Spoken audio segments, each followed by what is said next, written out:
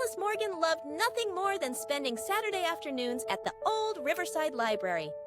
On this particular Saturday, something extraordinary happened when Mrs. Paige, the librarian with twinkling eyes and silver-streaked hair, handed her a peculiar golden library card.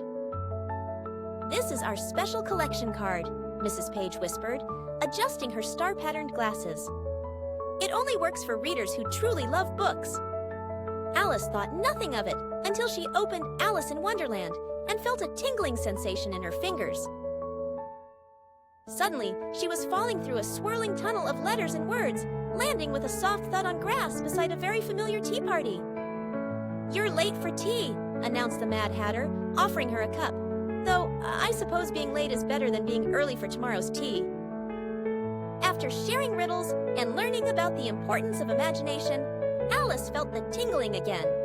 This time, she found herself aboard a massive wooden ship, face to face with Jim Hawkins from Treasure Island. "Quick, help us hide from Long John Silver," Jim whispered, pulling her behind some barrels. Together, they outsmarted the pirates, and Alice learned about courage and quick thinking. The card transported her through book after book. She helped Tom Sawyer whitewash his fence, learning about creativity and cleverness. She visited the secret garden with Mary Lennox, discovering the healing power of nature and friendship. She even helped Stuart Little navigate New York City, understanding that size doesn't determine one's impact. In Charlotte's Web, Charlotte taught her about the power of kind words. "Words are worth choosing carefully," the spider explained while weaving her web. "They can change someone's whole world." With The Little Prince, she learned about seeing with her heart and understanding what truly matters. On his tiny planet, Alice realized that sometimes the smallest things hold the biggest meanings. Just before the library's closing time, Alice found herself back in her chair, clutching the golden card. Mrs. Paige appeared beside her, smiling knowingly. "Did you have a good adventure?" she asked. "It was amazing," Alice exclaimed. "But how did you know?" Mrs. Paige winked.